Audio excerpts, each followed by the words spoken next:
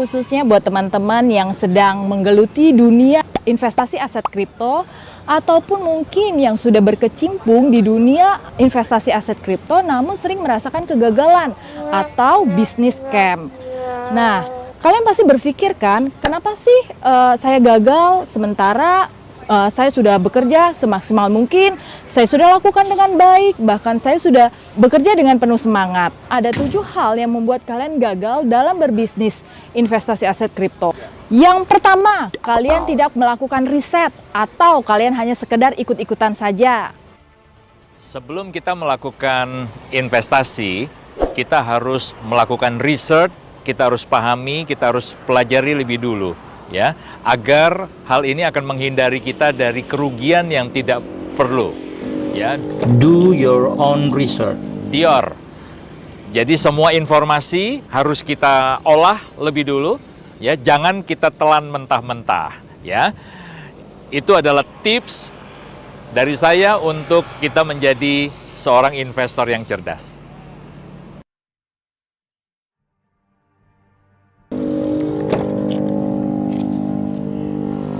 Ketika kita melakukan research, hanya untuk memastikan 2 hal. Legalitas harus kita pastikan, dan kemudian apakah konsep dari investasi yang kita pilih itu logis. Yang kedua, kalian tidak tahu aset kripto apa yang kalian beli. Beberapa instrumen investasi yang seringkali dipilih oleh para investor. Yang pertama, emas, ya, dengan potensi setiap tahun pertumbuhan kurang lebih di 10%. Ya, ada properti dengan potensi pertumbuhan antara 10-20%. Dan saham, ya, yang saya maksud adalah saham-saham blue chip, ya, dengan potensi pertumbuhan return yang bisa diberikan antara 20-30% per tahun, ya. Nah, bagaimana dengan kripto? Bukankah hari ini sedang hype-hype-nya, ya? Bagaimana dengan potensi aset kripto? Teman-teman, sebelum Anda memutuskan untuk memilih sebuah aset kripto yang memang memberikan imbal hasil potensi yang jauh melampaui potensi dari emas, properti, dan saham, ya, pastikan Anda memahami 7 checklist sebelum Anda memilih dan membeli aset kripto. Yang pertama adalah developer. Siapa orang-orang di balik kripto aset tersebut? Ya, apakah mereka punya reputasi yang baik atau tidak? Tentunya kita perlu memastikan hal ini. Yang kedua, memastikan apakah aset yang Anda beli itu memiliki underlying yang menjadikan alasan bahwa kripto tersebut suatu hari akan memiliki nilai. Yang ketiga, transparansi. Bagaimana manajemen atau perusahaan memberikan laporan-laporan jika mereka menjalankan sebuah project, ya, apakah kita memiliki akses untuk bisa melihat laporan dari setiap kegiatan proyek mereka.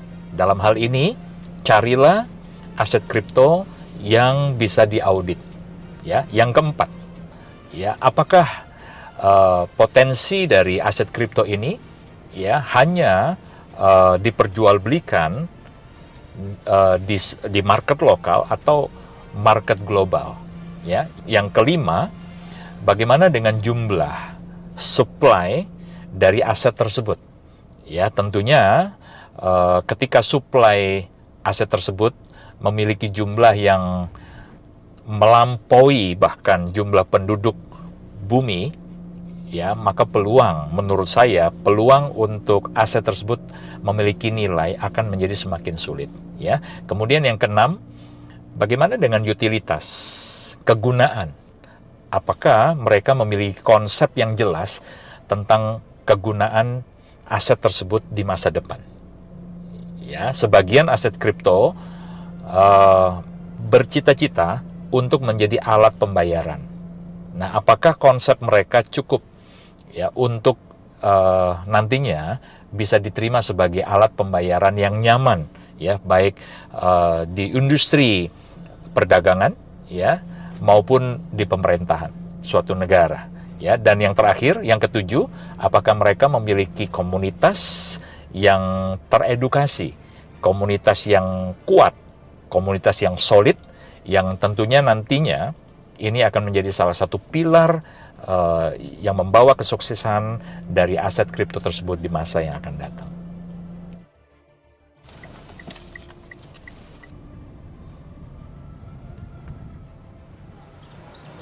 Yang ketiga, kalian tidak menggunakan uang dingin. Salah satu yang harus kita perhatikan ketika kita memutuskan untuk berinvestasi, ya, apapun bentuk instrumen investasi yang kita pilih, pastikan kita menggunakan uang dingin, ya, atau istilah saya uang nganggur. Jangan sampai kita pertaruhkan uang dapur kita, ya, apalagi dana darurat, ya, dana pendidikan anak, dana untuk kesehatan. Jangan sampai cash flow kita yang harusnya kita amankan itu kita resikokan semua, ya, kita masukkan apalagi ke dalam instrumen investasi yang berisiko tinggi. Jadi sekali lagi pastikan kita menggunakan uang dingin. Nah, sebuah saran saja, kita bisa menyisihkan antara 10 sampai maksimal 30% dari penghasilan kita, ya, untuk kita gunakan untuk berinvestasi. Yang keempat, kalian mungkin membeli aset kripto tersebut di harga yang sangat tinggi dan menjualnya di harga yang sedang jatuh.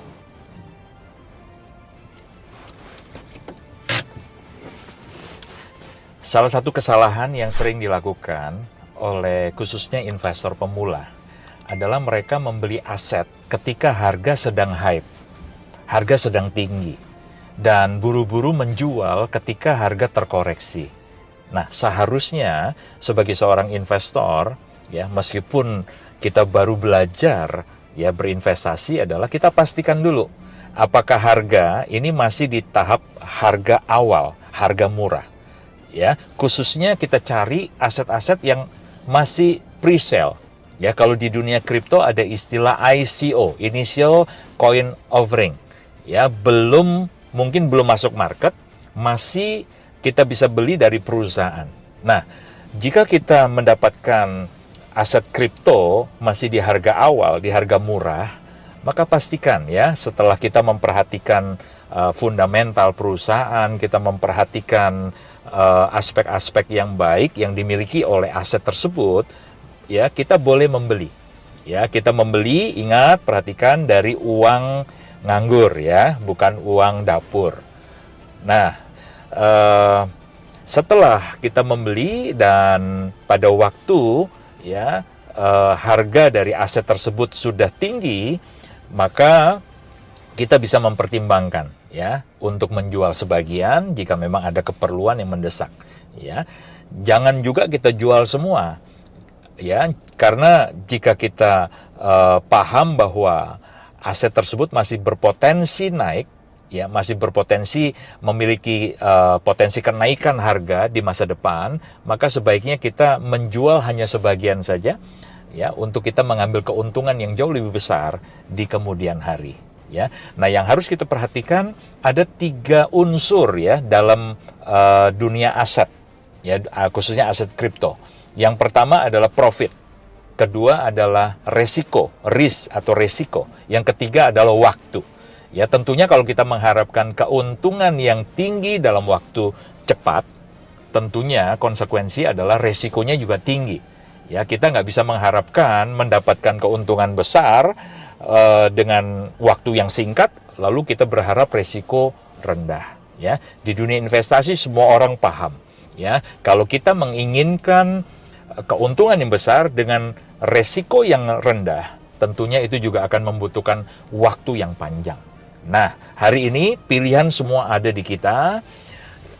Saran saya pastikan kita membeli aset itu di harga perdana, harga murah, ya, dan masalah waktu kita tunggu saja, ketika nanti harga sudah tinggi baru kita pertimbangkan untuk kita jual.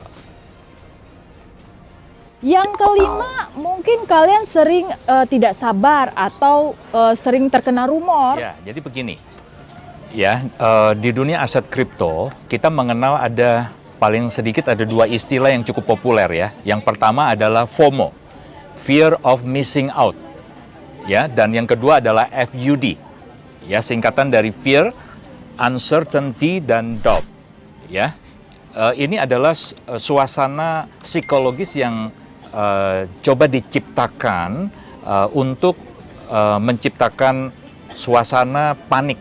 Ya, kalau FOMO ini adalah suasana panik untuk buru-buru membeli, takut ketinggalan. Wah, jangan-jangan nanti saya tidak mendapatkan harga murah.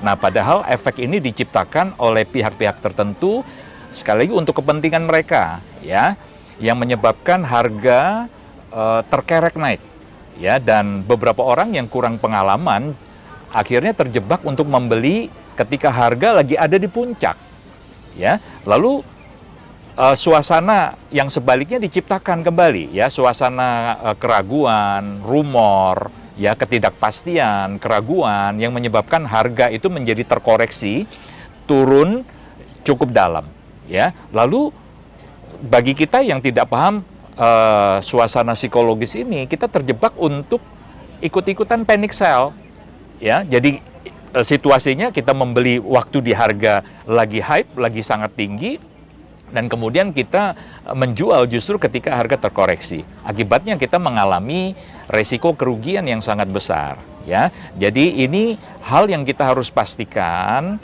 ya, kita harus pahami, jangan sampai terjebak dalam situasi seperti ini, ya. Itu sebabnya saran saya seperti yang tadi sudah saya jelaskan, ya, Do your own research. pastikan sebelum Anda memutuskan untuk memilih, apalagi sampai membeli aset dalam jumlah besar, ya, pastikan Anda sudah mempelajari, Anda pahami dulu konsepnya, ya, dan jika Anda membutuhkan, ada beberapa orang, ya, yang Anda anggap cukup memahami atau expert, jangan ragu untuk bertanya, ya. Ingat, malu bertanya sesat di jalan.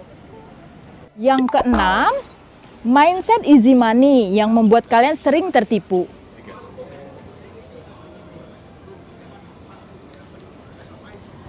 Oke, salah satu hukum di dunia investasi, jika kita menghendaki high return, high gain, sudah pasti hukumnya high risk. Resiko selalu mengikuti, ya, potensi keuntungan yang mau kita capai, yang mau kita raih. Ya, jadi ini faktor yang harus kita betul-betul pertimbangkan. Ya, tidak salah jika kita ambil keputusan untuk, katakan ya, sekarang ini kan lagi banyak platform trading yang ditawarkan ke kita dengan hasil yang cukup menjanjikan. Ya, ada yang sehari bisa 1%, bahkan di atas 1%. Ya, jika kita mengambil keputusan untuk masuk ke dunia trading, kita juga harus paham dengan resikonya. Resikonya sampai berapa persen? Di dunia trading, segala kemungkinan bisa terjadi. Kita bisa untung, ya, dalam waktu singkat sebesar-besarnya, tapi juga kita bisa mengalami kerugian bahkan sampai 100% dalam waktu sekejap. Ya, untuk itu, teman-teman, sebenarnya kalau kita bicara fundamental di dunia investasi, tidak ada istilah yang namanya easy money. Ya, semua membutuhkan proses, ya, ada waktu di mana setiap investasi kita itu bisa berkembang. Ya, ibarat jika kita hari ini menanam sebuah pohon, ya, tentunya semua membutuhkan waktu, ya, sampai pohon itu bertumbuh menjadi besar, akarnya cukup kuat, dan ada waktunya pohon itu akan menghasilkan buah. Intinya, semua membutuhkan proses dan waktu. Dan yang terakhir, yang ketujuh, tentunya mungkin kalian lupa berdoa atau mengucap syukur. Ora et labora, semua usaha kita jangan lupakan libatkan Tuhan, sumber kesuksesan kita. Usaha dan berdoa. Halo, kita akan membongkar rahasia mendongkrak kekayaan berlipat kali ganda dengan memiliki aset digital. Setiap orang pasti memimpikan kualitas hidup yang baik, yaitu keuangan yang terus bertumbuh dan memiliki kebebasan waktu untuk menikmatinya. Robert Kiyosaki, penulis buku Rich Dad Poor Dad, mengajarkan kita tentang bagaimana cara membangun kekayaan. Orang-orang ini bekerja bukan untuk uang, melainkan untuk membangun aset yang menghasilkan cash flow yang jauh lebih besar lagi. Dengan kata lain, aset mereka telah menjadi pohon pencetak uang yang bekerja dengan sendirinya, bahkan ketika mereka tidur atau saat mereka sedang berlibur. Jadi, bangunlah aset sekarang juga. Nah, secara umum, ada 3 jenis aset yang biasa dijadikan sebagai aset masa depan. Yang pertama adalah properti, dengan potensi kenaikan rata-rata 10 hingga 20% per tahun. Atau yang kedua, saham. Rata-rata kenaikan saham bisa mencapai 25 hingga 30% per tahun. Atau yang ketiga, emas, dengan rata-rata kenaikan 10 hingga 12% per tahun. Nah, selain ketiga jenis aset tadi, ada juga jenis aset lain seperti brand, big data, atau komunitas. Dan yang terbaru adalah muncul di beberapa tahun terakhir sesuatu jenis aset digital yang sudah sering kita dengar namanya, yaitu cryptocurrency. Untuk memahami cryptocurrency dan potensinya, mari kita lihat terlebih dahulu sejarah perubahan uang dari waktu ke waktu. Dari awal peradaban manusia, jual beli dilakukan dengan cara barter. Kemudian muncul emas sebagai alat bayar. Kemudian berkembang menjadi metal, kemudian lanjut dengan uang kertas yang dikenal sebagai uang fiat. Dalam beberapa dekade terakhir, muncul plastic card atau ATM. Selanjutnya adalah electronic money atau uang digital yang merupakan bentuk lain dari uang kertas. Nah, sejak 2009 mulai muncul namanya cryptocurrency. Welcome to cryptocurrency era. Yes, kita sedang berada di era cryptocurrency. Beberapa nama kripto yang mungkin pernah Anda dengar atau sudah pernah Anda perjualbelikan seperti Bitcoin, Ethereum, Litecoin, dan masih banyak lagi. Ada sekitar 9.485 jenis kripto saat ini dan masih terus bertambah, di mana lebih dari 39% jumlah populasi pemegang kripto di dunia saat ini berusia antara 25 hingga 34 tahun. Dan sudah ada sekitar 504 tempat transaksi perdagangan mata uang kripto di seluruh dunia dengan kapitalisasi perdagangan di atas 2 triliun. Wow, itu luar biasa. Apa sebenarnya yang mendorong pertumbuhan kripto di dunia begitu cepat? Mengapa semakin banyak orang di dunia menjadikan kripto sebagai aset? Semua pertanyaan-pertanyaan ini akan kita bahas sebentar lagi. Sekarang, mari kita lanjutkan. Ada 4 fakta penting yang perlu kita ketahui ketika hendak menjadikan cryptocurrency sebagai aset masa depan. Fakta yang pertama adalah blockchain technology. Kita tidak akan membahas secara detail tentang blockchain di sini. Namun, secara sederhana, teknologi blockchain adalah sebuah sistem buku besar terdesentralisasi yang dapat diakses oleh semua orang yang ada di dalam jaringan. Nah, ada 5 kelebihan teknologi blockchain dibanding sistem pembukuan manapun. Yang pertama, transparan. Yang kedua, aman. Yang ketiga, improved traceability, yaitu sebuah sistem yang menghindarkan kita dari tindakan pemalsuan atau penipuan transaksi. Yang keempat adalah efisiensi. Dan yang kelima, penghematan biaya. Nah, itulah fakta penting pertama yang perlu kita ketahui ketika kita ingin menjadikan cryptocurrency sebagai aset masa depan. Sekarang, kita lanjutkan ke fakta yang kedua, yaitu potensi cryptocurrency sangat bernilai dan sangat menguntungkan sebagai investasi jangka panjang. Mari kita melihat Bitcoin yang sangat fenomenal. Sampai saat ini, harga Bitcoin sudah pernah berada di harga $63.000 atau sekitar 900 jutaan rupiah. Artinya, dari tahun 2011, di mana harga Bitcoin pada waktu itu $100, hingga saat ini sudah mengalami kenaikan harga sampai 635 kali lipat dalam rentang waktu 8 tahun. Belum ada jenis aset lain, entah itu properti, emas, saham, dan yang lainnya, yang pernah mengalami kenaikan nilai seperti ini. Mungkin Anda bertanya-tanya, Apa sebenarnya alasan dibalik kenaikan Bitcoin yang begitu fenomenal? Jika Anda menyelidikinya, maka Anda akan menemukan alasan yang sebenarnya yang sangat sederhana, yaitu Bitcoin dijual di market global dengan supply yang terbatas, yaitu hanya 21 juta. Oke, jadi apa yang bisa kita pelajari dari fenomena Bitcoin ini? Jika kita menyadarinya, orang-orang yang membeli Bitcoin di harga murah dan menyimpannya dalam waktu yang lama, merekalah yang menikmati keuntungan terbesar dari kenaikan harga Bitcoin. Jadi sudah jelas bahwa jika Anda berpikir menjadikan cryptocurrency sebagai aset masa depan, maka menjadi holder dalam jangka waktu yang panjanglah yang akan menikmati keuntungan terbesar. Kita lanjutkan ke fakta yang ketiga. Cryptocurrency bisa ditransaksikan peer-to-peer. Dengan teknologi blockchain yang digunakan, memungkinkan kripto ditransfer tanpa menggunakan jasa pihak ketiga. Sehingga menjadikan transaksi lebih murah dan lebih cepat dibanding dengan sistem perbankan tradisional. Namun, tidak mengurangi keamanan transaksi tersebut. Karena data yang bersifat desentralisasi membuat transaksi menjadi sangat transparan dan tentu menjadikannya lebih aman. Mari kita lihat fakta yang keempat. Pertumbuhan pemegang cryptocurrency di seluruh dunia sangat pesat. Data tahun 2021 sudah ada sekitar 300 juta pemegang cryptocurrency di seluruh dunia dan sekitar 12.000 jenis bisnis yang menerima kripto sebagai alat bayar.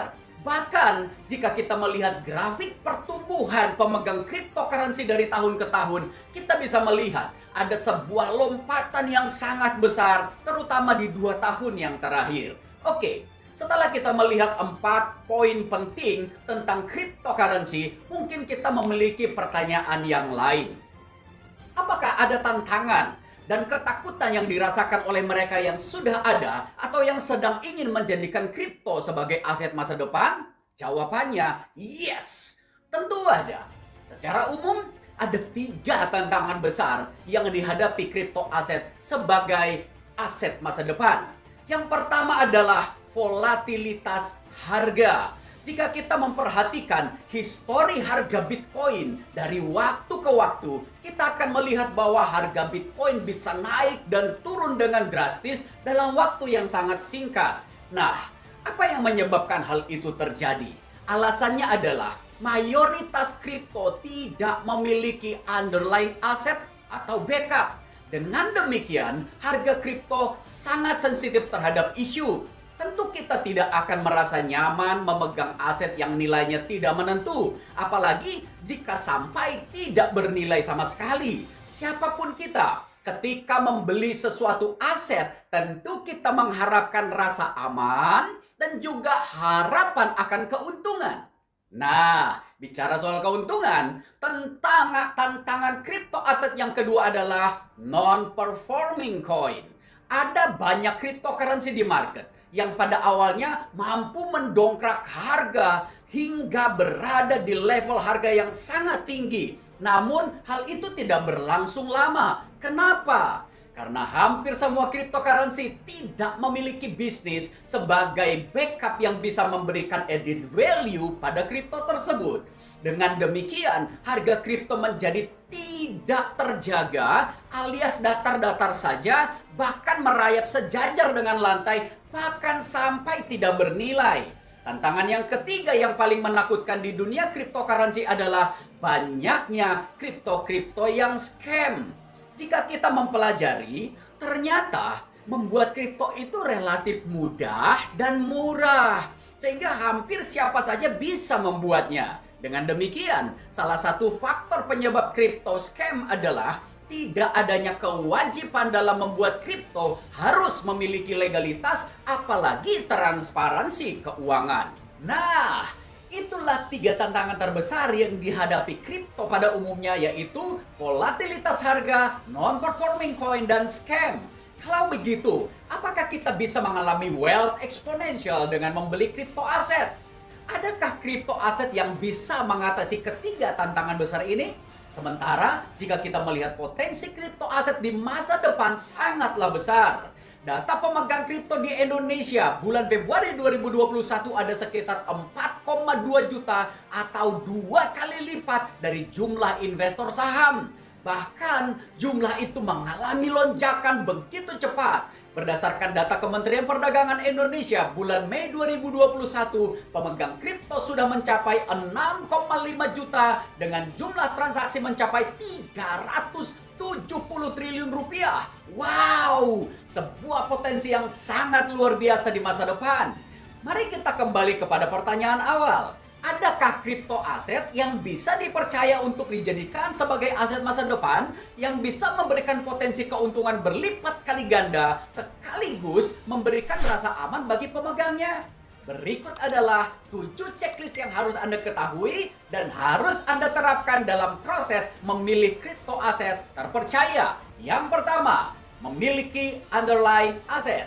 Yang kedua, developer kripto harus legal. Yang ketiga, ada transparansi keuangan. Yang keempat, dipercaya oleh market global. Yang kelima, limited supply atau memiliki eksklusivitas. Yang keenam, terpercaya sebagai alat pembayaran. Yang ketujuh adalah komunitas holder yang kuat. Oke, setelah Anda melihat 7 checklist ini, Anda mungkin berpikir, kalau ada yang seperti ini, saya pasti mau membelinya. Pertanyaannya adalah, apakah ada kripto aset yang memiliki 7 checklist ini sebagai kriteria kripto aset terpercaya? Apakah Anda sudah pernah dengar tentang Bitcoin?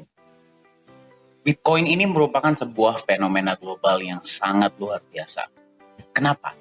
Karena kenaikan nilainya sangat fantastis. Ya, pertama kali diperkenalkan, harga satu Bitcoin itu di tahun 2008 adalah 1 sen per koin.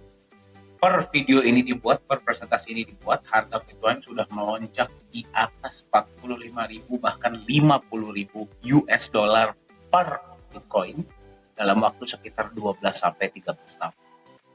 Ya, jadi kenaikan Bitcoin ini sangat fantastis dan itulah mengapa sangat banyak orang-orang di seluruh dunia, dan saya mengasumsi termasuk Anda ya, ini sangat termotivasi ya untuk membeli, untuk memiliki bukan cuma Bitcoin, tapi juga kripto aset lainnya atau aset digital lainnya.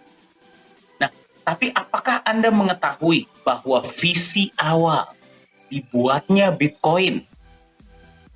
Ya, visi awal dibuatnya Bitcoin oleh Satoshi Nakamoto itu adalah beliau menciptakan Bitcoin sebagai peer-to-peer electronic cash system. Yang berarti Bitcoin ini diciptakan untuk menjadi alat tukar digital seluruh dunia tanpa adanya pihak ketiga. Teknologi yang dibuat di Bitcoin inilah yang membuat Bitcoin ini sangat dicintai oleh komunitasnya. Bitcoin memungkinkan transaksi terjadi secara peer-to-peer tanpa harus adanya pihak ketiga seperti perbankan. Ya. Nah, jadi kalau visi awal dari Bitcoin ini atau cryptocurrency lainnya itu adalah untuk bisa dijadikan sebagai alat tukar yang terpercaya dan diterima secara global, pertanyaannya adalah apakah visi tersebut sudah terpenuhi hari ini? Baru-baru ini kita mendengar sebuah berita ya, bahwa Bitcoin ini diterima sebagai alat tukar yang sah di sebuah negara yang bernama El Salvador. Ketika berita itu muncul, ya langsung heboh di seluruh dunia, betul tidak? Ya, wah Bitcoin ini sudah diterima di sebuah negara, bayangkan. Tapi kenyataannya apa yang terjadi? Mari kita lihat sama-sama. Respon dari masyarakat El Salvador kurang positif. Ya, Anda bisa melihat ya berita yang kita tampilkan. Bahkan ketika itu terjadi, harga Bitcoin turun drastis. Nah, pertanyaannya adalah kalau secara teknologi Bitcoin ini memang dibuat sudah memungkinkan bisa terjadinya transaksi antar individu tanpa harus ada pihak ketiga, mengapa cryptocurrency Bitcoin dan cryptocurrency lainnya, aset digital lainnya ini belum bisa diterima secara global sebagai alat tukar yang terpercaya dan nyaman di seluruh dunia? Sekarang kata kuncinya ada di satu kata. Ya, Apakah Anda setuju? Posisikan diri Anda sebagai seseorang yang menerima aset digital ya sebagai alat tukar. Anda menerima nih, misalkan Anda punya usaha atau Anda berjualan, Anda menerima aset digital ini sebagai alat tukar. Apa yang akan membuat Anda nyaman untuk menerima aset digital tersebut dibandingkan alat tukar lainnya? Jawabannya adalah trust. Setuju? Kepercayaan. Ya, Anda harus percaya bahwa aset ini yang pertama akan lebih stabil. Ya, kalau misalkan dia terlalu banyak naik turunnya juga kan Anda pasti tidak berani, betul tidak? Ya. Yang kedua, stabil saja tidak cukup. Dia harus punya kecenderungan naik dari waktu ke waktu. Jadi walaupun dia ada naik turunnya, tapi kalau kita tarik secara jangka panjang, Anda harus tahu bahwa kalau Anda menerima aset ini hari ini, besok Anda masih bisa jual lagi karena harganya akan tetap naik. Setuju tidak? Ya. Dan yang ketiga adalah aset ini mesti punya legitimasi atau legalitas penerbit yang jelas dan diakui. Apakah Anda setuju? Ya. Kembali, saya ingin mengajak Anda memposisikan diri Anda sebagai seorang vendor atau seorang yang menjual, memberikan jasa atau menjual barang dan menerima aset digital sebagai alat tukar. Nah, pertanyaan saya untuk Anda kepada Anda adalah seperti ini. Silahkan dijawab di kolom chat atau gunakan Anda jawab kepada diri Anda sendiri ya. Kalau saya berikan kepada Anda sebuah pilihan, Anda memilih yang mana untuk diterima sebagai alat tukar? Anda akan pilih yang mana? Pilihan pertama adalah aset seperti ini. Ya, Anda bisa lihat ya, dia ini memang memiliki potensi naik yang sangat tinggi. Ya, Anda beli hari ini memang harganya bisa naik sangat tinggi. Tetapi dia juga punya potensi turun yang sangat tinggi. Jadi harganya sangat rentan. Ya, inilah yang dinamakan utility coin yang sudah ada di luar sana, termasuk Bitcoin. Nah, kenapa chart seperti ini terjadi? Ya, karena mereka tidak dilindungi oleh aset lainnya berdasarkan hanya murni kepercayaan pasar. Ya, murni sentimen pasar. Jadi kalau sentimen pasar lagi positif, dia harganya naiknya sangat tinggi. Ya, kalau misalkan sentimen pasar lagi negatif, dia pun bisa turunnya sangat tinggi. Ya, buktinya adalah harga Bitcoin memang bisa naik 30-40% sehari, bisa juga turun dengan persentase yang sama. Nah, apakah Anda yang mana yang akan Anda pilih ya? Kembali, saya tidak berbicara kepada Anda sebagai seorang trader, saya berbicara sebagai seorang vendor ya, yang menjual barang atau jasa atau lainnya ya. Anda pilih yang mana? Tipe pertama atau tipe kedua? Ya. Tipe kedua ini namanya adalah stablecoin. Nah, stablecoin ini biasanya adalah sebuah aset yang di-backup sepenuhnya dengan aset lainnya. Ya, contohnya adalah uang fiat ataupun emas ya, dan aset-aset lainnya. Ya, sekarang saya tanya dulu sama Anda. Kalau misalkan Anda memilih antara tipe 1 dan tipe 2, yang mana yang akan Anda pilih kalau Anda sebagai vendor? Statistik menunjukkan ya, dari statistik yang sudah kami lakukan ya, kami sudah melakukan survei. Pada tahap ini, mayoritas dari mereka para pebisnis, vendor ya, dan commerce yang lainnya, mereka lebih memilih tipe 2. Ya, walaupun sebenarnya perbedaannya tidak terlalu besar. Ada juga yang memilih tipe 1. Ya, alasannya kenapa? Kalau tipe 1 naiknya bisa sangat tinggi. Ya, kalau misalkan tipe 2, ya, dia akan lebih stabil. Ya, jadi mereka itu lebih nyaman lah. Ya. Namun, kendala yang mereka tanyakan di tipe 2 adalah, nah kembali ya, saya ingin mengajak Anda untuk membayangkan dari sudut pandang seorang pebisnis ya, atau dari yang menerima aset digital sebagai alat tukar. Kendala yang mereka angkat adalah, kalau misalkan saya menerima tipe 2, berarti aset digital ini di-backup oleh aset lainnya. Ya, contohnya uang fiat atau logam mulia atau aset-aset lainnya. kenapa saya tidak langsung menerima asetnya sendiri? Kalau di backup uang fiat, ya mendingan saya pegang uang fiatnya saja. Toh sudah jelas, betul tidak? Kalau misalkan saya mau beli, misalkan saya mau dia di backup oleh logam mulia, ya sekalian saja saya terima logam mulianya. Kenapa saya mesti menerima aset Anda? Betul tidak? Ya, jadi tidak ada benefit tambahan yang akan diterima bagi mereka yang memegang tipe aset tipe kedua. Ya, itulah kenapa dari statistik yang sudah kami lakukan, studi yang sudah kami lakukan ya terhadap mayoritas dari mereka yang merupakan pebisnis ataupun pemilik toko ya atau vendor, commerce dan lainnya, ya, mayoritas dari mereka yang menerima tipe 2, mereka langsung menjualnya. Ya, jadi tidak mereka pegang. Ataupun akan mereka simpan di tempat di mana mereka bisa menerima benefit tambahan. Yang berarti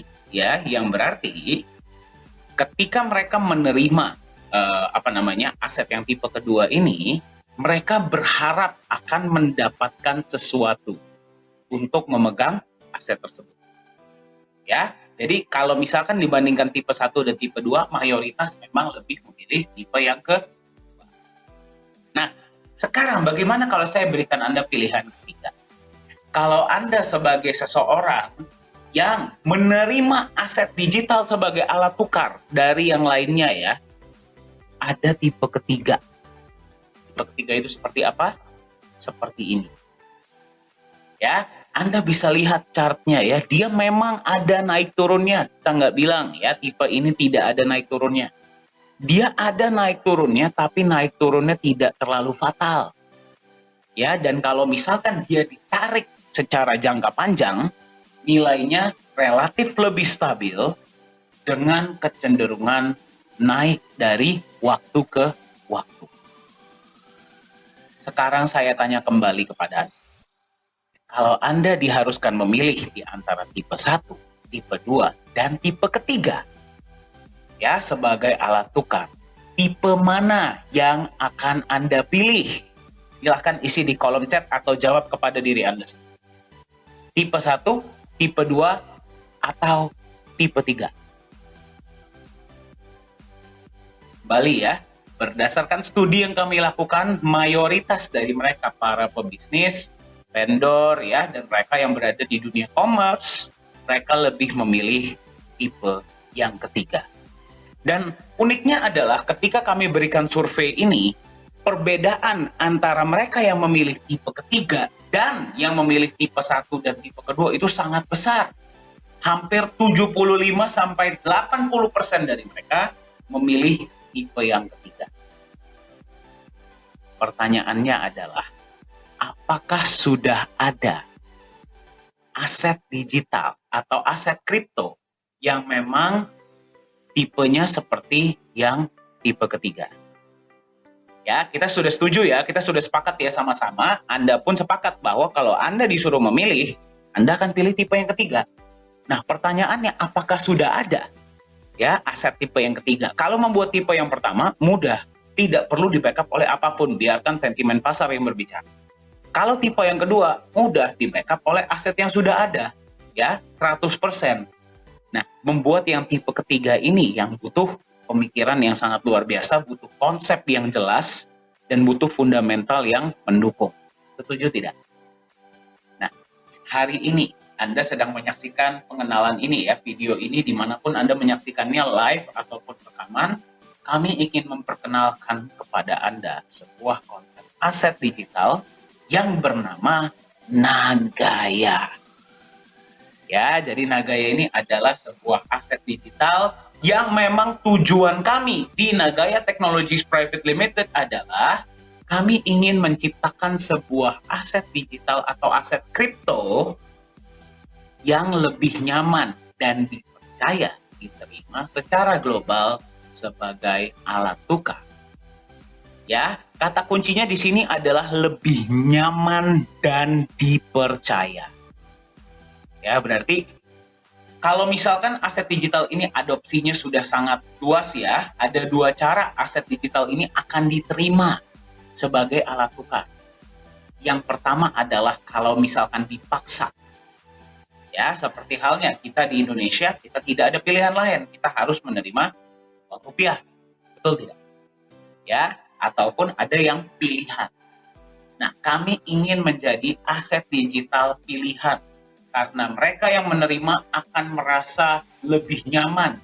Dan mereka percaya. Kembali ke kata kunci utama ya, kepercayaan. Ya, dan kita mau diterima secara global.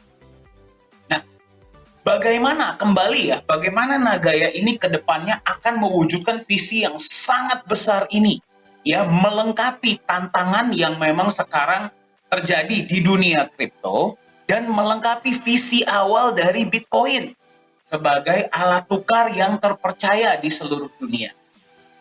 Ya, kita harus bisa membuat Nagaya memiliki chart yang tipe 3 tadi. Ya, yang berarti harganya harus relatif lebih stabil. Ya, pasti naik turun tetap akan ada. Ya, tapi naik turunnya tidak boleh terlalu fatal. Ya, relatif lebih stabil dengan kecenderungan naik dalam jangka panjang. Ya, jadi Anda memegang Nagaya ini, Anda akan merasa lebih nyaman menerimanya. Kenapa? Karena Anda tahu walaupun akan ada naik turun, ya, tapi Anda tahu kalau Anda simpan, nilainya akan tetap naik di waktu mendatang. Ya, bagaimana caranya Nagaya ini akan mewujudkan visi tersebut? Ya, kita akan lihat sama-sama. Nah, sebelum kita masuk ke konsep Nagaya, sebenarnya kita berbicara ya, kalau kita berbicara tentang dinamika pasar, bagaimana sih kita bisa membuat sebuah aset itu nilainya akan tetap naik? Simple, ya. Yang pertama, aset tersebut harus memiliki jumlah yang terbatas. Anda setuju nggak? Setuju ya? Kalau sebuah aset ini jumlahnya terbatas atau limited edition, dia akan cenderung lebih berharga. Anda silahkan lihat ya, di luar sana semua barang-barang yang ada embel-embel limited edition-nya, itu pasti lebih berharga, betul tidak? Betul ya? Nah, jadi bagaimana caranya kita bisa buat aset ini? Yang pertama, jumlahnya terbatas. Yang kedua, yang belum punya, kepengen punya. Ya, yang ketiga, yang punya Anda sebagai pemegang aset tersebut, cenderung lebih berat untuk menjual.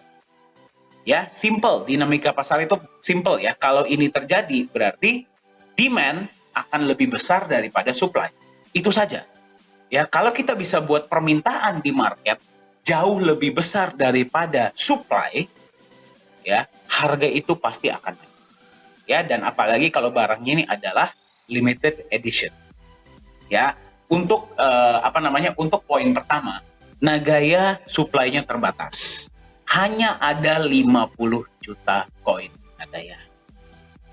Ya, jadi Anda menemukan video ini hari ini, silakan Anda cek sudah berapa banyak yang terjual dari perusahaan dan berapa yang bersirkulasi di pasar, ya. Nah, dari 50 juta ini hanya maksimal 45 juta yang akan dikeluarkan ke publik. Ya, jadi sisanya akan disimpan oleh perusahaan untuk pengembangan selanjutnya. Ya, berarti jumlah Nagaya terbatas yang bisa beli dari seluruh dunia. Ya, dan Nagaya pun bisa diperdagangkan secara peer to peer, ya, atau secara individu. Ya. Itu yang pertama. Yang kedua, bagaimana caranya kita bisa buat Nagaya ini yang belum punya kepengen punya, ya. Dan Anda sebagai pemegang Nagaya yang sudah punya cenderung berat untuk menjual. Kecuali ada benar-benar kebutuhan banget atau memang penawarannya dari market sangat fantastis, baru Anda akan jual. Kalau tidak, Anda lebih cenderung memegang. Ya, Anda setuju ya? Kalau misalkan aset di market yang punya berat untuk menjual dan yang tidak punya ingin punya, dia nilainya akan naik. Setuju tidak? Berarti insentif Anda untuk memegang harus lebih besar daripada insentif Anda untuk menjual di pasar. Masuk akal ya? Nah, sekarang bagaimana hal itu akan terjadi? Ya, dan bagaimana Nagaya ini bisa mewujudkan yang belum bisa diwujudkan oleh melengkapi ya kita ingin melengkapi visi awal dari Bitcoin. Ya, untuk menjadi alat tukar yang terpercaya dan lebih nyaman diterima di seluruh dunia, kita akan lihat sama-sama konsep Nagaya itu seperti apa. Secara perusahaan, Nagaya mempunyai sebuah fondasi. Ya, fondasi kita adalah kita ingin membangun kepercayaan dan nilai. Ya, jadi di apapun yang kita lakukan, misi utama kita adalah membangun kepercayaan dan memberikan nilai. Itu saja. Ya, semua hal yang kita lakukan, apapun yang Anda lihat dari poin ini ke depan, kita membangun kepercayaan. Ya, kembali ke kata kunci tadi ya, gimana caranya aset ini bisa diterima secara global? Kepercayaan. Bagaimana kita membangun kepercayaan dan memberikan nilai? Melalui legalitas dan transparansi. Ya, kembali legalitas, kenapa? Anda sebagai pemegang aset harus tahu siapa sih yang mengeluarkan dan memvalidasi aset ini. Ya, kalau misalkan tidak ada yang memvalidasi, siapapun bisa bikin, ya nggak nyaman juga dong. Betul tidak? Anda harus tahu siapa yang bikin aset ini, siapa yang memvalidasi, siapa yang menjaga. Ya, dan juga transparansi. Jadi, misi utama Nagaya adalah membangun kepercayaan dan nilai melalui legalitas dan transparansi yang sudah disediakan oleh perusahaan. Nah, sekarang tantangannya adalah mengapa masih banyak aset kripto di luar sana yang masih belum, walaupun sudah banyak sekali aset digital di luar sana, ya, mengapa mereka masih belum diterima sebagai alat tukar yang nyaman diterima? Kenapa? Apa alasannya? Ya, kalau misalkan kita ngomong pilar, ya, ini adalah fondasi dari Nagaya. Ya, inilah alasan kita melakukan semua yang kita lakukan, ya.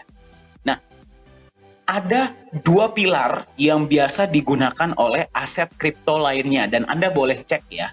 Inilah yang terjadi di pasar. Pilar pertama adalah komunitas. Ya, jadi aset kripto ini biasa mereka membangun komunitas yang besar, ya, dengan janji bahwa pilar kedua mereka akan digunakan sebagai alat tukar. Betul tidak?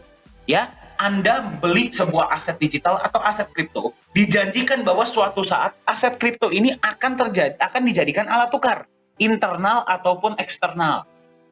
Ya. Nah, sekarang pertanyaannya adalah kalau misalkan kembali Anda diposisikan sebagai vendor dan Anda harus menerima aset digital, ya.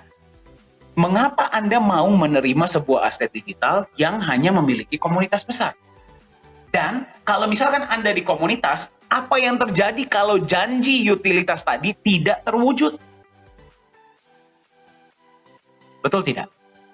Ya, jadi ini seperti telur dan ayam. Yang mana duluan? Ya, jadi itulah kenapa cenderung ya, aset kripto di luar sana itu cenderung ketika sudah masuk market, mereka sudah tidak perform. Ya, jadi kalau misalkan kita berbicara tentang rumah, kalau pilarnya hanya 2, tidak kokoh, betul tidak? Setuju ya? Nah, itulah mengapa di Nagaya kita mau lengkapi. Kita mau lengkapi apa yang kurang. Ya, apa yang kurang di sini? Itu ada tambahan ya, dan akan kita lengkapi. Seperti apa?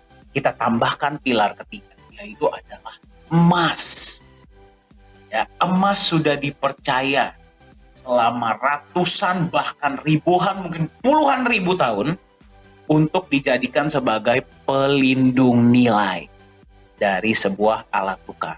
Apapun alat tukarnya. Ya, dari pertama kali uang dibuat, ya, uang itu adalah sebuah IOU dari kepemilikan emas. Ya, jadi di Nagaya kita melindungi nilai Nagaya Anda, aset digital Anda dengan emas. Yang berarti Nagaya Anda bukan angka kosong. Ya, masing-masing Nagaya Anda itu adalah bukti kepemilikan sejumlah emas. Yang berarti kembali ke fondasi kita, yaitu kita mau membangun kepercayaan.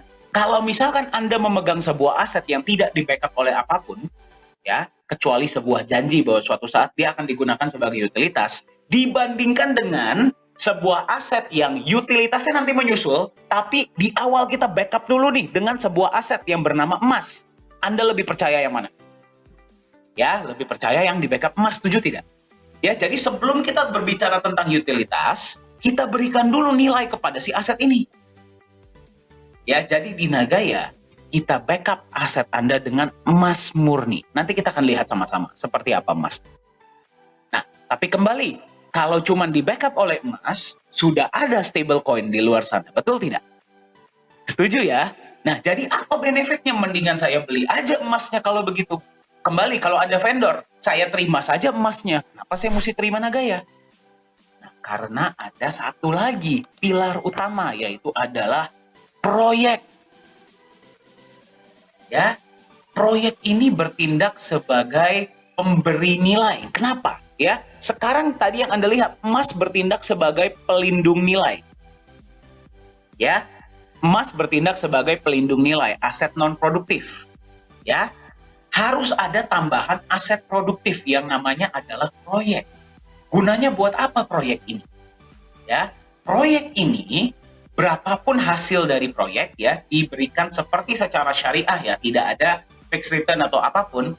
Berapapun hasil dari proyek akan digunakan untuk menambahkan cadangan emas setiap pemegang Nagaya. Ingat ya, Nagaya supply-nya tidak bisa bertambah.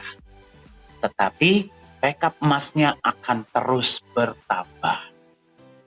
Yang berarti backup emas setiap Nagaya Anda itu akan terus bertambah, betul tidak? Ya, jadi Anda sebagai pemegang Nagaya, kembali kita nggak usah ngomong utilitas dulu ya, visi besar kita. Kita ngomong kecilnya dulu. Anda sebagai pemegang Nagaya, walaupun Anda memegang 1 koin, 10 koin, 100 koin, 1000 koin, Anda akan melihat bahwa dari proyek yang sudah dijalankan, Anda menerima penambahan emas setiap bulan. Dan juga benefit-benefit, kita belum berbicara tentang benefit lainnya dari proyek ya, kita baru berbicara tentang penambahan emas.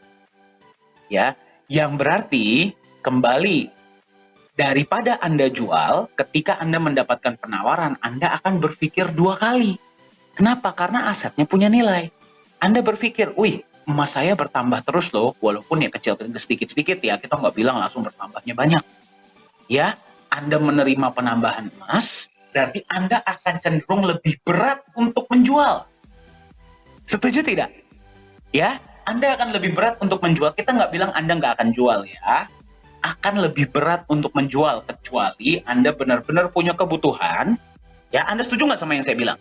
Kecuali Anda benar-benar punya kebutuhan, atau ada penawaran yang sangat fantastis dari market. Yang berarti Anda akan berubah dari sebuah spekulator menjadi sebuah holder. Ya, kita ingin menciptakan agar komunitas kita ini menjadi holder. Ya, holder itu berarti memegang asetnya ini untuk waktu yang lama. Ya, melihat Nagaya ini bukan sebagai alat spekulasi, tapi aset. Aset itu adalah sesuatu yang terus kita pegang, terus menghasilkan untuk kita dan nilainya terus naik. Nah, kembali ke visi tadi, ya. Gimana caranya agar nanti di market permintaan tinggi, penawaran rendah.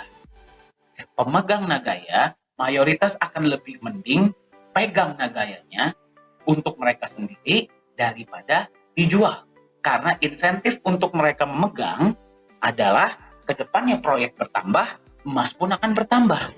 Kalau saya jual hari ini, besok-besok saya akan tertinggal kesempatan untuk mendapatkan tambahan emas.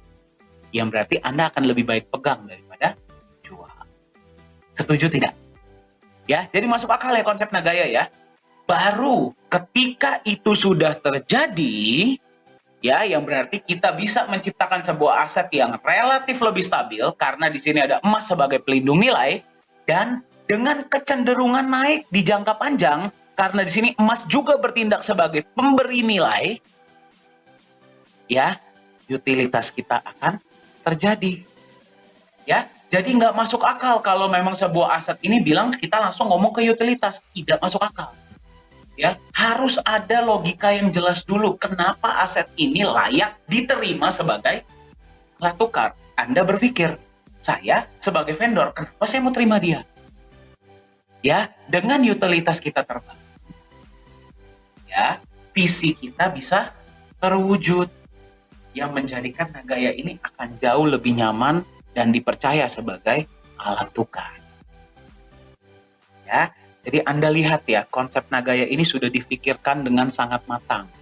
Memang kita memiliki sebuah tujuan yang sangat besar, sangat ambisius, dan kita ingin memberikan manfaat sebanyak-banyaknya bagi semua pemegang Nagaya melalui fondasi kita dan 4 pilar dari Nagaya. Visi kita adalah kita ingin menjadi sebuah aset digital yang lebih nyaman dan dipercaya sebagai alat tukar. Ya, ketika kepercayaan market di seluruh dunia sudah bertambah, bagaimana menurut Anda harga Nagaya pada saat itu? Ya. Nah, kalau misalkan kita mau menjadikan Nagaya ini sebagai alat tukar yang terpercaya di seluruh dunia, ya, kita harus belajar dari alat tukar yang sudah ada. Setuju tidak? Ya, kita harus belajar dari yang sudah terbukti, yaitu adalah uang. Ya.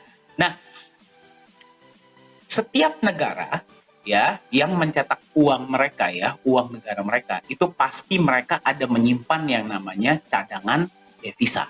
Setiap negara. Ya, cadangan devisa itu bisa berbagai wujud.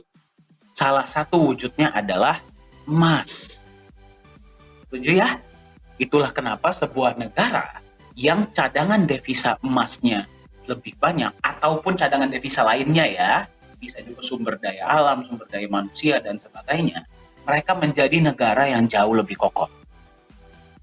Nah, di setiap negara pun ada yang namanya neraca dagang. Ya, berarti apakah mereka surplus ekspor atau surplus impor? Ya, kalau misalkan ekspor mereka lebih tinggi daripada impor, berarti mereka surplus, positif, ya, neraca dagang mereka positif. Tapi kalau impor lebih tinggi daripada ekspor, neraca dagang negatif. Ya, ini juga menjadi sebuah patokan. Ya, patokan dari seberapa kuatnya mata uang negara tersebut. Nah, dari neraca dagang yang positif ini, mereka akan gunakan untuk apa? Menambahkan cadangan devisa.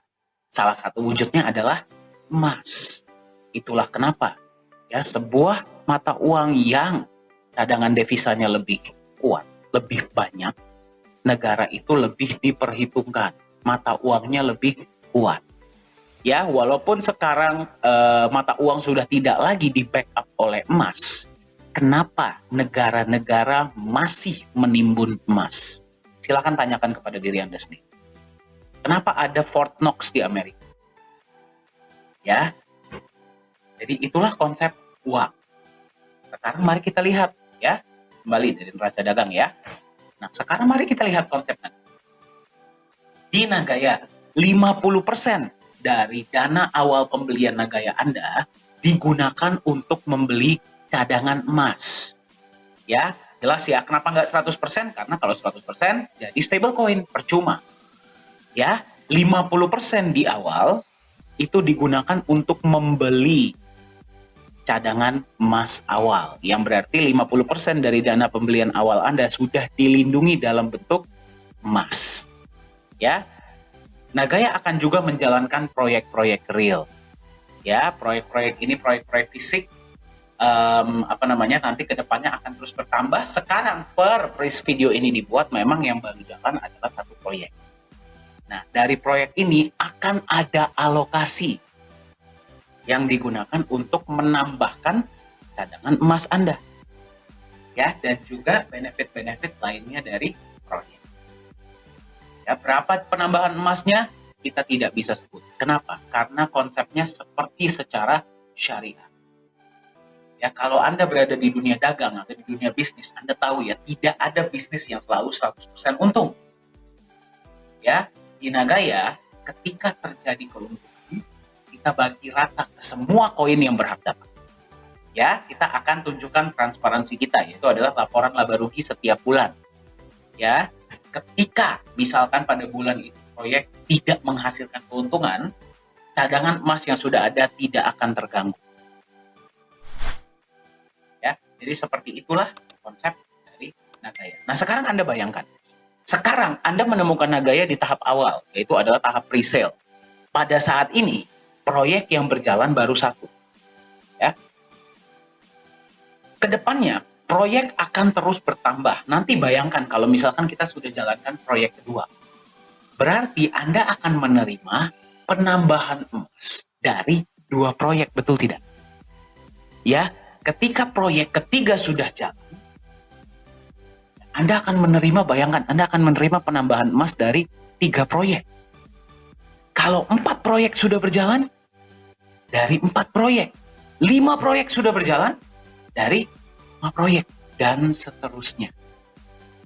Ya, jadi tanpa Anda harus apa-apakan, proyek-proyek Nagaya ini akan bertambah. Ya, jadi fokus kita adalah memaksimalkan proyek-proyek agar memberikan benefit yang terbaik untuk Anda. Ya, ini kita masih belum berbicara tentang benefit lainnya ya dari proyek ya, dalam wujud cash. Ini kita baru berbicara tentang emas yang Anda terima dari proyek-proyek di dalam Nagaya Anda. Ya, jadi seperti itulah konsep Nagaya. Nanti kita akan lihat sama-sama ya proyeknya seperti apa. Anda bisa lihat ya, ini adalah sebuah ilustrasi penambahan emas di Nagaya Anda. Nah, Anda bisa lihat ya, garis yang hijau itu adalah penambahan emas. Anda boleh perhatikan ya, penambahan emasnya ini memang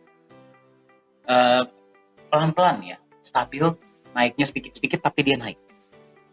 Ya, Anda bisa lihat kalau yang warna biru mayoritas aset lain, misalkan terjadi FUD ya, atau misalkan goncangan yang luar biasa di market kripto, mayoritas aset-aset kripto lainnya akan drop. Anda bisa lihat kalau harga Bitcoin turun, harga aset lainnya pun ikut turun. Tetapi nilai Nagaya Anda tidak akan turun di bawah nilai emas yang membackup. Karena Anda nggak akan mau jual Nagaya Anda di bawah nilai emas yang memang sudah membackup. Setuju tidak? Dan pelan-pelan backup ini kita naikkan. Ya, dari proyek tersebut. Itulah kenapa emas di Nagaya bertindak bukan hanya sebagai pelindung nilai, tapi pemberi nilai. Nah, jadi, dan satu hal yang ingin saya tekankan adalah, bagi Anda yang melihat konsep Nagaya, jangan melihat emasnya dan proyeknya. Lihatlah Nagayanya. Emas dan proyek ini adalah pendukung untuk mewujudkan visi besar kita, yang merupakan aset yang lebih nyaman diterima sebagai alat tukar di seluruh dunia.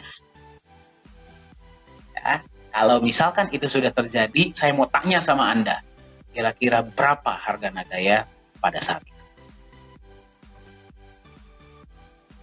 Ya. Nah, ini adalah tambahan ya, tambahan yang akan kita berikan kepada Anda sebagai pemegang Nagaya. Bagaimana agar Anda tetap percaya ya kepada Nagaya dan nyaman memegangnya untuk waktu yang lama. Nagaya ini kita ciptakan seperti tadi ya, aset yang nyaman Anda pegang untuk waktu yang lama. Ya, jadi kita menambahkan legalitas dan transparansi ini untuk menambahkan kepercayaan dan kenyamanan Anda sebagai pemegang Nagaya. Apapun yang akan Anda lihat setelah ini tidak diharuskan di dalam dunia kripto. Anda boleh cek, tidak ada keharusan sebuah aset kripto atau aset digital itu perlu punya badan hukum, perlu di backup, perlu ada proyek, proyeknya perlu transparan, itu tidak ada. Apapun yang Anda lihat di Nagaya ini adalah sukarela, ya, diberikan oleh perusahaan karena memang visi kita dari awal membangun kepercayaan dan nilai melalui legalitas dan transparansi. Seperti apa transparansi yang bisa Anda lihat di Nagaya? Ini adalah beberapa di antaranya ya. Yang pertama adalah transparansi cadangan emas Nagaya. Yang kedua adalah transparansi tempat penyimpanan emas Nagaya. Kemudian adalah transparansi laporan laba rugi proyek Nagaya setiap bulan. Dan transparansi hasil audit emas dan proyek-proyek Nagaya. Mari kita lihat sama-sama transparansinya seperti apa. Yang pertama, Anda bisa melihat emasnya seperti apa, ya. Emasnya dibeli dari mana, emasnya jenis apa, kemudian bukti pembeliannya seperti apa, Anda bisa lihat. Ya, itu yang pertama. Yang kedua, emas Anda disimpan di satu tempat yang namanya The Safe House Singapura. Tempat ini diregulasi oleh pemerintah Singapura dan digunakan oleh banyak bank-bank besar dan institusi besar untuk menyimpan logam mulia mereka. Seperti apa tempatnya, seaman apa tempatnya, kita akan lihat sama-sama. Video ini kita dapat dari www.thesafehouse.sg, ya, merupakan perusahaan dari www.silverbullion.com.sg. Silahkan Anda kunjungi websitenya ya jika Anda ingin tahu lebih lanjut. Seperti apa proses penyimpanannya? Kita akan lihat sama-sama. Ini adalah CEO Nagaya, yaitu Pak Yohanes Chandra. Anda yang sudah sering ikut sesi-sesi online pasti beberapa kali sudah melihat ya, beliau sering sharing. Nah, ini adalah ketika emasnya akan disimpan di dalam kotak. Anda bisa lihat ya, harus terlebih dahulu diberikan kepada staf The Safe House untuk mereka periksa.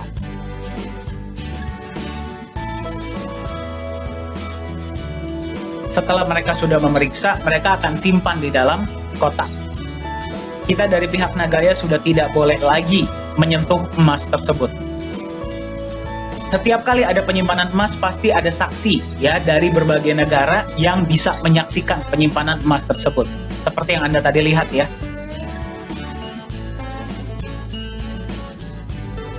Setelah emas disimpan, kotak dikunci kemudian disegel besi.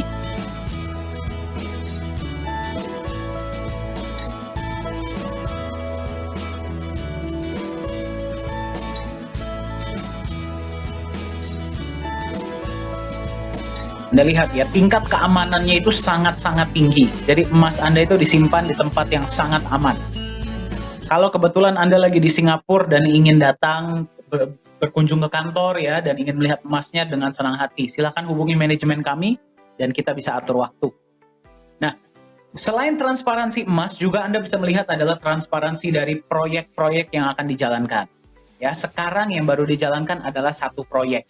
Pada saat video ini dibuat ya, presentasi ini dibuat. Dari proyek tersebut setiap bulan akan menampilkan laporan laba rugi. Laporan laba rugi ini bisa Anda lihat ya, jadi setiap bulan net profit berapa, pembagian untuk emas berapa ya, dan kemudian dibagi ke berapa banyak Nagaya, Anda bisa melihat semuanya jelas. Dan akan diaudit juga setahun sekali. Nah, salah satu alasan lain kenapa Nagaya lah yang dipilih sebagai alat tukar ya di mall tersebut, di Mall P4 Lala Square ini. Tadi Anda sudah lihat ya, transparansi emasnya jelas, tempat penyimpanannya aman, proyek-proyeknya pun jelas. Sekarang Anda bisa melihat inilah legalitas perusahaan Nagaya Technologies Private Limited yang terdaftar resmi di pemerintah Singapura. Ya, Anda kalau masuk ke website pemerintah Singapura, Anda bisa cek transparansinya, semua detailnya Anda bisa dapatkan. Ini adalah tim manajemen kita. CEO adalah Pak Yohanes Chandra, beliau lulusan Jerman, sudah berada di dunia blockchain dan kripto ya, dan IT dari tahun 2011.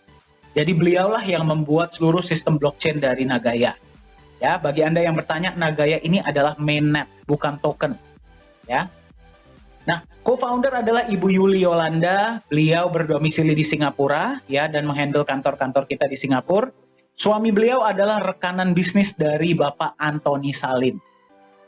Ya, mungkin Anda sudah pernah dengar beliau. Chief Marketing Officer adalah Profesor Jung. Ya, beliau mantan anggota dari government ya, atau pemerintahan Korea Selatan, dan juga dosen. Ya, beliaulah yang memegang aktivitas kita di Korea Selatan. Beliau jugalah yang berhasil menggolkan proyek dengan P4 Lala Square ini. Koh Hui Hui adalah Chief Communication Officer, berdomisili di Singapura. Pengalaman beliau adalah 17 tahun di Singapore Airlines atau SQ. Ya, di bidang marketing communication. Ketika melihat konsep Nagaya, beliau bergabunglah menjadi bagian dari manajemen inti Nagaya. Business Development Manager adalah Pak Yosua Hadi. Beliau sudah 33 tahun ya memegang perusahaan-perusahaan marketing, dan sekarang beliau menyebarkan informasi mengenai Nagaya ini ke seluruh pelosok-pelosok Indonesia. Ya, jadi jika Anda ingin di kota Anda bisa lebih mengenal tentang Nagaya, silahkan hubungi Pak Yosua Hadi.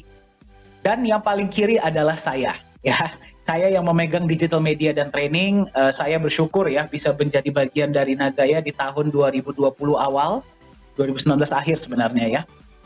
Dan pengalaman saya adalah selama 5 tahun saya mengabdi sebagai trainer di perusahaan-perusahaan nasional dan multinasional di Asia.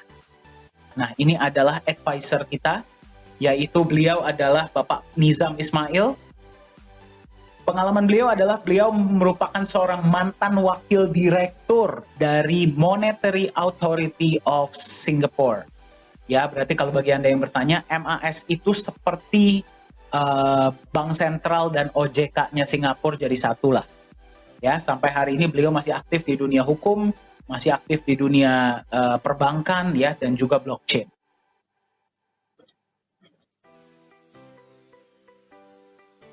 Sekarang kita bisa bilang seperti ini, ya, bagi Anda yang sedang menyaksikan ya, bagi Anda pemegang Nagaya, keluarga besar Nagaya. Apapun yang saya katakan dari awal tadi, ya, apapun tidak akan ada artinya. Ya, kita hanya bisa tahu tingkat kesuksesan dari Nagaya ini dari mana sih? Ya, kita hanya bisa tahu tingkat kesuksesan dari Nagaya ini dari respon market. Seperti apa respon dari pasar terhadap konsep kita? Ya, kita akan lihat sama-sama. Apakah Anda sudah mendengar ya bahwa Korea Selatan sedang melakukan proses pemindahan pusat pemerintahan mereka ya dari kota Seoul ke Sejong City. Ya, Sejong City ini sedang dipersiapkan untuk menjadi sebuah smart self-governing city ya atau smart city yang berarti nanti akan ada banyak integrasinya dengan teknologi. Nah, ini yang sangat luar biasa ya. Pemerintah Korea Selatan ini sedang membangun sebuah mall. Mall ini namanya adalah Vifor Lala Square. Kita akan lihat sama-sama ya mallnya seperti apa. Ini sambil kita lihat. Mall ini Anda bisa lihat ya, dia akan menggunakan, ini akan menjadi sebuah smart mall juga, yang berarti akan banyak integrasinya dengan teknologi. Anda bayangkan ya, dia menggunakan AI, menggunakan blockchain, kiosk system construction, dan sebagainya. Nah, pada tahun 2021 ya, itu mall sudah mulai dibangun. Tahun 2023 mereka akan operasional.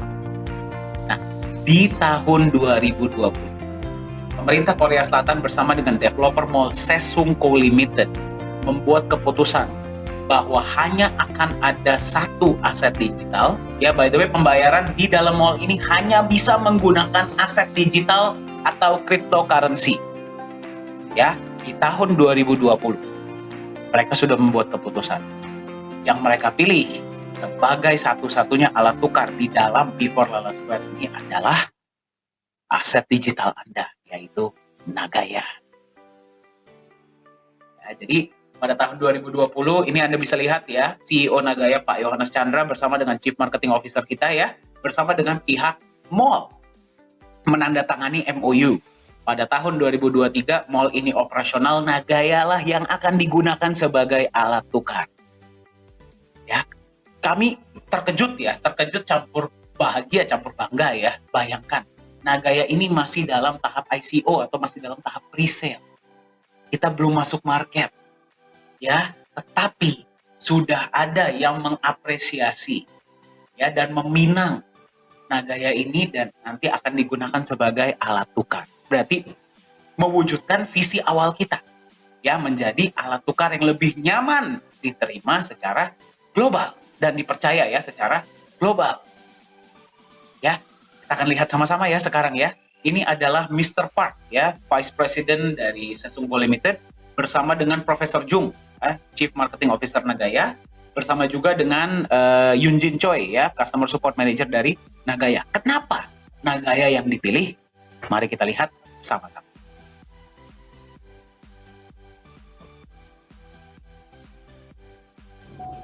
안녕하세요. 나라의 테크놀로지 서비스 담당자 최은지입니다. 오늘은 피포 라라스케어 최고 경영자를 모셨습니다. 간단하게 자기소개 부탁드립니다. 안녕하세요. 나가야 회원 여러분. 저희 회사는 한국에 있는 세종시에 한국의 새로운 행정수도를 만들고 있는 도시에서 쇼핑몰을 건축하고 있는 세성이라는 회사의 부사장으로 있는 박대영이라고 합니다. 만나서 굉장히 반갑습니다. 네, 가상화폐를 쇼핑몰 내 결제수단으로 채택하신 이유가 있을까요?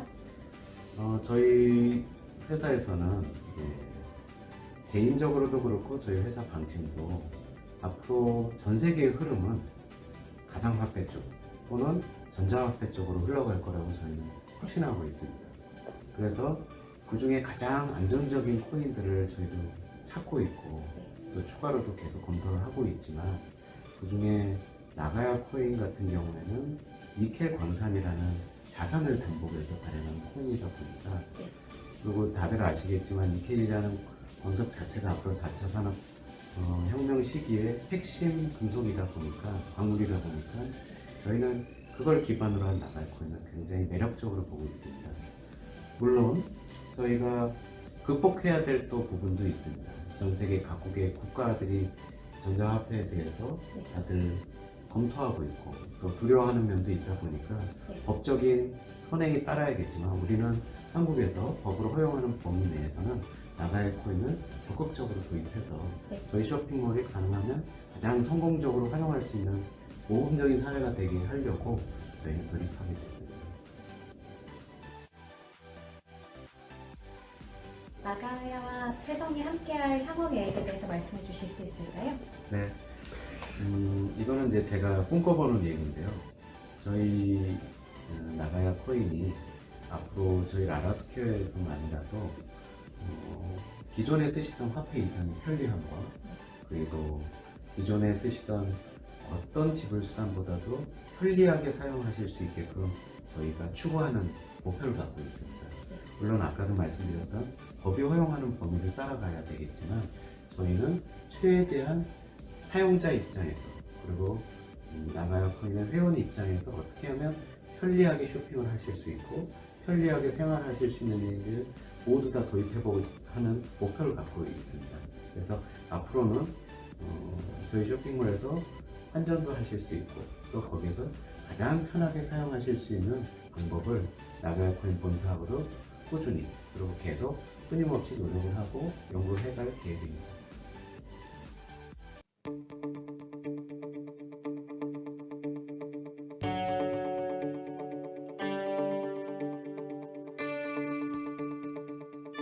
Anda bisa lihat ya, ini adalah status pembangunan ya dari P4 Lala Square ini. Sekarang prosesnya sudah seberapa panjang ya. Jadi Anda bisa mendengar langsung bahwa Nagayalah yang dipilih karena stabilitasnya dan karena ada kolateralnya, backupnya yang merupakan emas dan proyek-proyek dari Nagaya. Nah, kembali, Nagaya ini belum masuk market, sekarang masih tahap ICO atau pre-sale. Ya. Anda bisa bayangkan, ya, ketika nanti Nagaya sudah masuk market, bagaimana potensi dari aset Nagaya ini. Jadi sekarang Anda sudah melihat ya pengenalan Nagaya seperti apa, Anda sudah melihat potensinya, Anda sudah bisa melihat ya kemana perusahaan ini dan aset ini akan mengarah ke depannya ya, dan goal besar kita, tujuan besar kita seperti apa. Pertanyaannya adalah apa yang bisa Anda lakukan sekarang untuk berpartisipasi di Nagaya? Ya, untuk mensejahterakan Anda dan orang-orang yang Anda sayang. Ya, ada beberapa hal yang bisa Anda lakukan ya. Yang pertama adalah Anda bisa berpartisipasi di tahap pre-sale atau di tahap ICO ya, atau public coin offering. Sekarang harga Nagaya ada di 2,22 per presentasi ini dibuat ya. Jadi Nagaya ini memang menggunakan sistem yang bernama progressive ICO ya, yang berarti harga dinaikkan secara bertahap. Ya, harga dinaikkan secara bertahap berdasarkan dengan acuan dari pemerintah Singapura. Ya, apa parameternya dari benefit yang diberikan oleh benefit sudah diberikan secara rutin ya dari bulan Januari 2021 kepada semua pemegang Nagaya ya, sampai di presentasi ini dibuat, Anda bisa melihatnya di transparency report. Ya, jadi per setiap kali ada pembagian benefit kembali mengacu dari aktuaria Singapura menentukan seberapa baiknya harga ini akan naik. Ya, jadi pertama kali harga dari $1 pertama kali Nagaya dibuat, kemudian ya, kemudian harga naik menjadi 1,1, kemudian 1,25, kemudian 1,36, 1,48, 1,61, 1,75, 1,9, 2,06, dan sekarang Anda menemukan Nagaya di 2,22 US dollar. Ya, Anda mau beli berapapun silahkan ya. Silahkan menghubungi yang memberikan Anda informasi ini atau kontak kami dari manajemen. Kami akan tenang hati memberikan Anda informasi ya, bagaimana caranya Anda bisa memiliki Nagaya di tahap pre-sale ini ya, di harga promo lah istilahnya ya, sebelum kita masuk di market. Nah, apakah akan ada kenaikan lagi? Pasti. Ya, jadi silahkan periksa ya kepada yang memberikan Anda informasi ini berapa harga Nagaya per Anda menemukan presentasi ini. Nah, roadmap kami yang selanjutnya adalah kami akan melengkapi soft cap ya. Soft cap kami adalah 11.250.000. Target kami adalah Q2 atau Q3 2022. Tapi apakah bisa lebih cepat? Bisa. Ya, kami berharap kalau bisa sih kami ingin melengkapi soft cap ini dan masuk di market ya, diperdagangkan di market global ini kalau nggak akhir tahun 2021 atau awal 2022. Ya, tapi target realistis kami adalah Q2 2024. Kemudian P4 Lala Square akan mulai beroperasi ya di Q3 2023. Yang berarti Nagaya ini akan menjadi satu-satunya alat tukar di P4 Lala Square. Nah, kami tidak tahu ya pada saat 2023 ini apakah kami sangat berharap akan ada lebih banyak ya shopping mall ataupun commerce ya dan bisnis-bisnis yang menerima Nagaya sebagai alat tukar kembali karena konsepnya, fundamentalnya dan fondasinya. Nah, jadi kami memberikan Anda kesempatan untuk membeli Nagaya di harga 2,22 ya, yang berarti harga awal. Berapa potensi harga Nagaya? Silahkan Anda bayangkan sendiri ya. Berapa potensi harga Bitcoin sekarang ya, dan Anda boleh bandingkan dengan potensi dari dan fundamental dari Nagaya. Nah, jadi yang pertama Anda bisa berpartisipasi di tahap PCO ya, atau Public Coin Offering. Silahkan hubungi yang memberikan Anda informasi ini agar Anda bisa diberikan informasi. Anda bisa mendapatkan Nagaya berapapun yang Anda mau beli, silahkan ya. Yang kedua adalah kita juga bisa berkolaborasi ya, seperti halnya dengan P4 Lala Square atau dengan beberapa blockchain lainnya, kita juga sudah berkolaborasi. Hubungi kami ya dari manajemen, nanti link akan dikirimkan atau mungkin akan tertampil ya di sini ya. Kita bisa berkolaborasi. Dan yang ketiga adalah komunitas adalah bagian yang sangat penting untuk Nagaya. Kami sangat menyayangi komunitas kami dan kami ingin para pemegang Nagaya, keluarga besar Nagaya di seluruh dunia ya, termasuk ya yang mendengarkan pengenalan ini ya di Indonesia ya, itu lebih nyaman untuk memegang aset Nagayanya. Gimana caranya? Dengan terus memberikan informasi-informasi yang up to date. Ya, jadi Anda bisa berpartisipasi dengan Nagaya, membantu kami membangun komunitas dari Nagaya. Ya, berarti memperkenalkan Nagaya kepada komunitas Anda ataupun membantu memberikan informasi-informasi yang akurat dan up to date mengenai Nagaya terhadap komunitas. Ya, kita ada program yang namanya program Community Builder.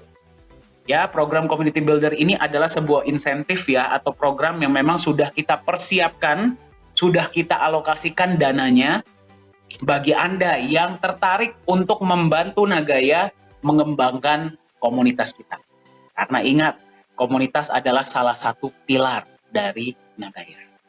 Ya, jadi jika Anda ingin membantu Nagaya membangun komunitasnya, ya, dengan memperkenalkan Nagaya kepada orang-orang di luar sana yang belum paham tentang Nagaya, ya, ataupun Anda bisa memberikan informasi-informasi yang up to date mengenai Nagaya, ya, kita ada program Community Builder ini dalam bentuk US dollar, bukan dalam bentuk koin.